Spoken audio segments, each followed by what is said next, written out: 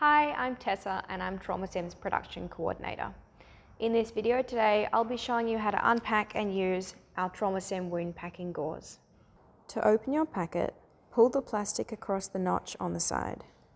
The gauze is one long length, vacuum packed into a firm rectangular shape.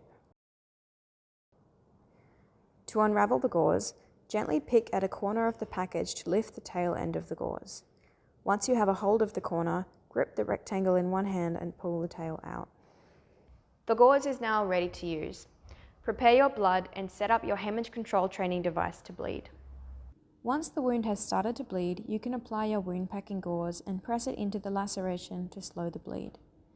Because this is gauze in coloured water, the gauze will soak through and the wound will continue to bleed.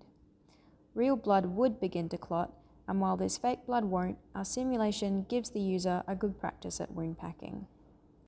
When you've finished with your gauze, cut off the blood-soaked end and you can use the remaining gauze next time.